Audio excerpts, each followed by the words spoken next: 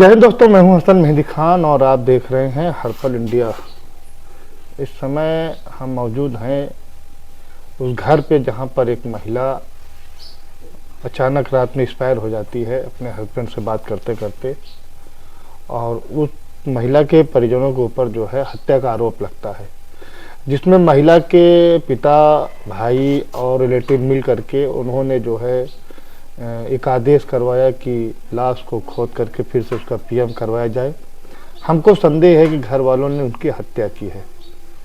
तो आइए, हमारे साथ भाईजान हैं, उनसे हम बात करेंगे और उस पूरे मामले को जानेंगे कि पूरा मामला क्या है, और जो दूसरी बार जो है मिट्टी होने के बाद जो लाश को निकाला गया उसका रीज़न क्या था निकालने का, ये सब बात करते हैं भाईजान से सीधा। भाईजान, क्या नाम है आपका? इश्तियाक अहमद। इश्तियाक भाई, इस गांव को क्या कहते हैं? सुकुल दुलैचा। सुकुल दुलैचा, ये क्या कहते हैं, कौन सी तहसील में आता है? ये जयसिंहपुर तहसील में। जयसिंहपुर तहसील में। जैसा कि हमें पता चला है कि आपकी बहू एक्सपायर कर गई थी और उसका अंतिम संस्कार आप लोगों ने किया, सारे रिश्तेदारों को बुला करके, गांव समाज को बुला करके। तो जब वो आपकी बहू एक्सपायर कर गई थी तो उस टाइम जो परिजन थे उन लोगों को आपने नहीं कहा कि आप पीएम करवा लीजिए?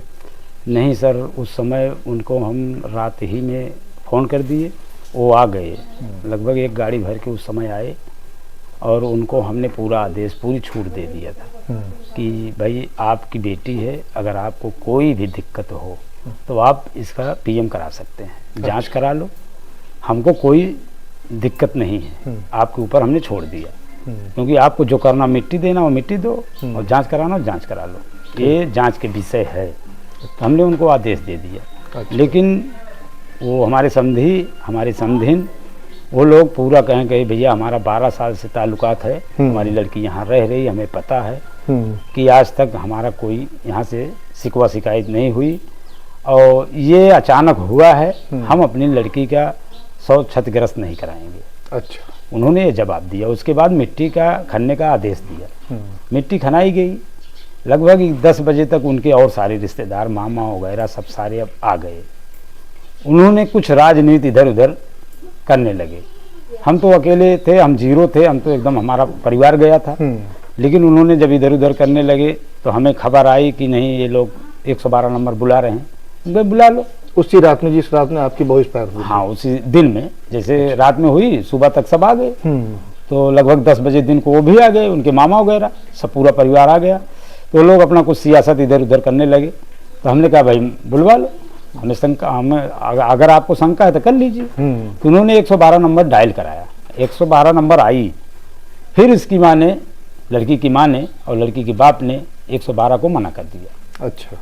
तो मामा ने बोला कि भैया आप जा करके मना कर दो। हमने कहा भैया हम नहीं मना करेंगे। क्यों हम मना करें? जिसने बुलवाया वही मना कर सकता है। इसलिए वो गए, वही मामा वगैरह सब ले करके, उनके समधी वगैरह और हमारे समधी सब जा करके, पुलिस ने रिपोर्ट लगाया, बयान लिया। वो बयान मेरे पास मौजूद है। अच्छा। बयान ले करके पुलिस और एसओ साहब से फ़ोन भी किया थाने पर। एसओ साहब ने कहा अगर वो लोग सहमत हैं तो मिट्टी दिला दो। तो मिट्टी हो गई। 2 बजे दिन को मिट्टी हुई। उसके बाद इन्होंने कहा कि भैया हमें एक स्टाम्प लिखवा दो, क्योंकि 10 साल की नातिन है, हम अपने नातिन के ऊपर सहमत नहीं हैं, क्योंकि इसका आगे आप लोग शादी करोगे, क्या करोगे, इसका क्या हाल होगा। तो उन्होंने अपने नाम से तहसील से 2:41 पर स्टाम्प निकलवाया। अच्छा। और वकील सहित यहाँ आया।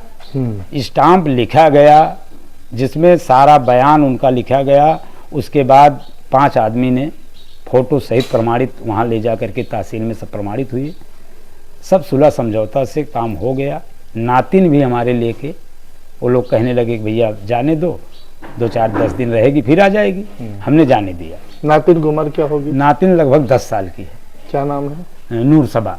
अच्छा। वो कक्षा 5 में पढ़ रही है हमारे यहाँ। अच्छा। लेकिन वो लेके चले गए। उसके बाद 12 तारीख से उनके यहाँ फुतून, 11 तारीख को हमारे यहाँ काम क्रिया था, मतलब तीजा वगैरह था।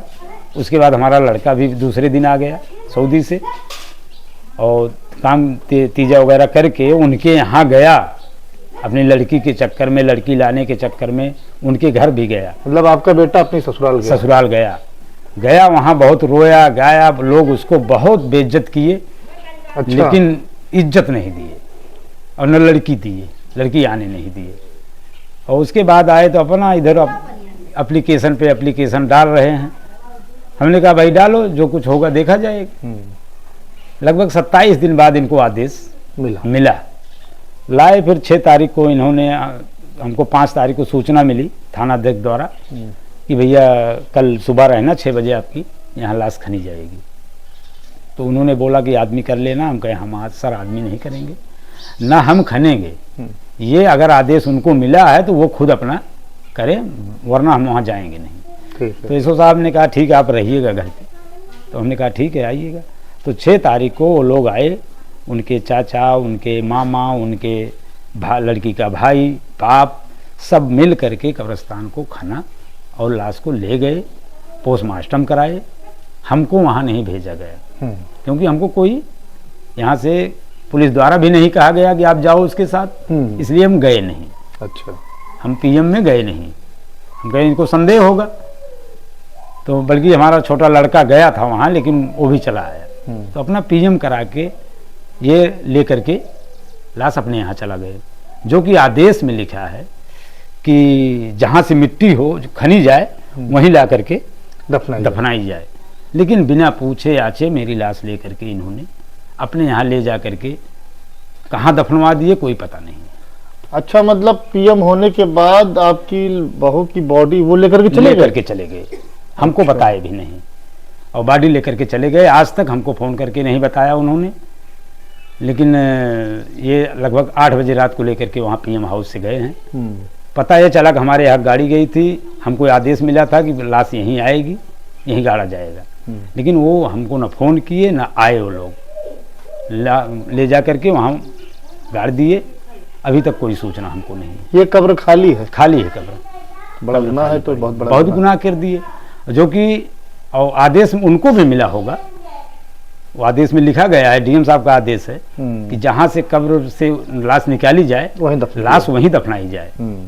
लेकिन ये यही है। हाँ, इतना इन्होंने गलत किया है, इतना हमारे ऊपर प्रभाव डाल दिया है कि हम लोग एकदम टूट गए हैं। हमारे यहाँ हमारी पतों की मिट्टी हुई थी, लेकिन वो उसको ले जाकर बेहुरमती से, जैसे वो पन्नी सन्नी में लपेटी थी वैसे ले जाकर के रात में गड़वा दिया। वो अल्लाह अकबर। 10 बजे रात को पता लगी कि 10 बजे रात को वहीं जंगल में गड़वा दिया।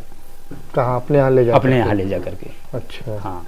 अच्छा, हम आपसे ये जानना चाहेंगे कि जिस दिन आपकी बहू एक्सपायर हुई, जी जी, बहुत मतलब कम टाइम में बताइएगा ताकि लोग सुन लें, समझ लें कि कैसे आपको पता चला कि हमारी बहू एक्सपायर हो गई? हमको लगभग 2:20 पर रात में हम यहाँ बाहर लेटे थे। हमारी माँ फ़ोन लेकर के आई, फ़ोन लेकर के आई कि भैया गुलजार का फ़ोन आया है। गुलजार यानी कि आपका हमारा लड़का जो सऊदी में? हाँ, जो सऊदी में था। तो हमने वो फ़ोन लिया तो उन्होंने कहा अब तुम्हारे फ़ोन लगा रहे हैं, फ़ोन उठ नहीं रहा है।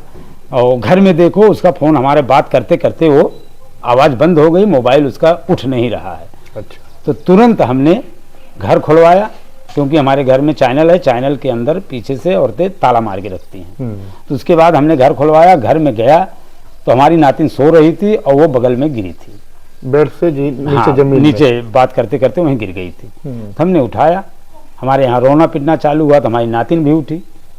तो लोग उठा करके ले आए, देख रहे हैं भाई, यहाँ सब आए जुटे, देखे कि जान निकल गई थी। हम ले गाड़ी घोड़ा, हाँ, गांव मोहल्ला सब जुट गया। जब गाड़ी हमने निकाला ले जाने के सोचे तो लोग कहने लगे कि भैया इसमें है नहीं जान। बल्कि हम गांव का ही एक डॉक्टर जो वो हैं उनको बुलवाए, देखे, कहने भैया ले जाने लायक नहीं है। इसलिए तब तुरंत हमने उनके मायके फ़ोन कर दिया।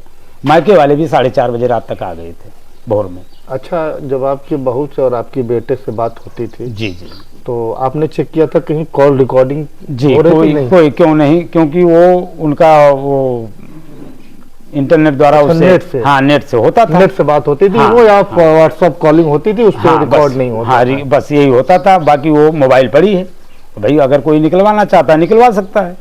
अच्छा, क्या बात हुई? कभी आपके घर में कोई ऐसी घटना घटी हो, या आपके बेटे ने, या आपने, आपकी क्या कहते हैं वाइफ ने, या आपकी बेटी ने, या कोई जो उसकी दूसरी भौजाई हो, जी। कभी उस महिला को डांटा था या कभी गाली वगैरह दिया हो या कोई ऐसी बात कहा हो कि वो महिला सदमे में आ गई हो? नहीं, हमारी बहू जो थी वो हमारे यहाँ जब से आई है, समझ लीजिए कि एक फरिश्ता बन के आई थी। और हमारा जब से आई है तब से हम बहुत आगे भी गए हैं। अच्छा, और बहुत अच्छे ढंग से रहती थी। उसको केवल यही मतलब ये डेथ होने के पहले से 15-20 दिन पहले इसके मायके में विवाद हुआ था। वो उसकी भाभी उसके भाई ने बहुत बड़ा लांछन लगा दिया था। वही बात बार बार हमसे बताती थी कि अब्बा मैं मायके नहीं जाऊंगी। अच्छा, अब मायके में नहीं जाऊंगी, अगर जाऊं, बाप को चोट लगी थी, गई थी 1 घंटे में देख के चली आई थी। मायके में नहीं जाऊंगी, अब यहीं रहूंगी, क्योंकि हमारे ऊपर इतना बड़ा लांछन वो लोग लगा दिए कि हमारा घर वही उन्होंने बिगाड़ा है। यही एक बात उसके सदमे में दिमाग में चलता था। बाकी हमारे यहाँ कोई दिक्कत उसको नहीं थी। अच्छा, हमारे यहाँ कभी झगड़ा हुआ ही नहीं। पीएम रिपोर्ट में क्या निकल के आया? पीएम रिपोर्ट हमें पता यही, अभी तो रिपोर्ट मिली नहीं हमको, लेकिन ये पता लगा कि पीएम रिपोर्ट नॉर्मल है। अच्छा, हाँ, कोई ऐसी बात नहीं निकल उसमें दिखाया होगा, पीएम रिपोर्ट में दिखाया होगा कि इसकी जो मृत्यु हुई है, एक्सपायर जो भी है, वो किस रीजन से हुई है? भाई रीजन इसमें ऐसा है कि अब हमको तो रिपोर्ट मिली नहीं, हम तो पता किए, पता लगा भैया सब नॉर्मल है, कोई ऐसा चीज नहीं आया है और बिसरा सुरक्षित कर दिया गया है। नहीं, अगर कुछ होता उसमें मसलन मारपीट, चोट या क्या कहते हैं फांसी का फंदा, तो पुलिस अब तक आपके दरवाजे पर खड़ी हो गई होती। उसमें वो नहीं है। तो मतलब आपके परिवार की तरफ से कभी आपकी बहू को कोई शिकायत कभी नहीं? ना हमारी बहू की शिकायत थी, ना हमारे समधी समधिन की शिकायत थी, कोई शिकायत नहीं थी। हमारे वहां तक की कोई शिकायत नहीं थी। लेकिन अब इसमें वही तीसरा आदमी चौथे दिन अपना उलझा दिया। बाकी समधी भी हमारा ठीक था, समधिन भी अच्छी थी, कोई ऐसा दिक्कत नहीं था। वही तीसरा आदमी वो मामा था, वो हमारा हमेशा बराबरी करने का चक्कर सोच रहा था। अच्छा अच्छा, क्योंकि हमारे 3-4 गाड़ियां हमारी बहू जाती थी, 4 व्हीलर से जाती थी, तो वो वही सब चक्कर सोच करके उन लोगों का सिक्का चलता नहीं था। वो सिक्के पर इन्होंने ऐसा हमको फंसाने के चक्कर में, बल्कि 15 लाख की मांग भी किए थे उनके मामा ने। अच्छा, हाँ, कि 15 लाख कहीं किसी से कहवाए थे कि 15 लाख दे देंगे, हम सुलह कर लेंगे। लेकिन हमने कहा भैया हम क्यों दे देंगे, गलती क्या हमारे साथ खुदा है, खुदा हमारी मदद करेगा। इसलिए हम पीएम पर भरोसा रखे थे, जो आएगा हम झेलेंगे। आपके कितने बच्चे हैं? हमारे 3 बच्चे हैं। तीनों की शादी हो गई? नहीं भाई, बड़ी पतो वही थी। अब की मई में हमारी दूसरे लड़के की शादी हुई थी। अच्छा जी, मतलब 2 बच्चों की अब शादी हो गई, ये कभी बाकी? ये कभी बाकी है। तो दोस्तों आपने देखा ये इनके जो घर में अभी घटना घटी है, बहुत ही दुखदाई और बहुत दर्दनाक घटना है। इसमें मैं कहूँगा कि जिन लोगों ने उस बॉडी को दोबारा कब्र से बाहर निकलवाया है, बहुत ही गलत उन्होंने किया है। और ये एक हिसाब से आप जान लीजिए कि उस लड़की के ऊपर उन लोगों ने बहुत जुल्म किया। उस लड़की के साथ साथ उनके माँ बाप के ऊपर भी जुल्म किया, जिन लोगों ने ये आग लगा दी कि आप लाश को फिर से खोदवाइए, उसका पीएम करवाइए। उनकी मंशा ये रही होगी, जो भी रहे होंगे, मैं नहीं जानता कौन था, लड़की के माँ बाप थे कि भाई थे कि उनका मामा था, कौन था, जो भी लोग रहे होंगे, खुदा उनको बख्शेगा नहीं, उनको माफ़ नहीं करेगा, जिन्होंने उस बॉडी को निकलवा करके और उस बॉडी की बेहुरमती करवा दी। अल्लाह उनको बख्शेगा नहीं। तो दोस्तों आप देख रहे थे हर्पल इंडिया, हसन मेहंदी खान के साथ सुल्तानपुर।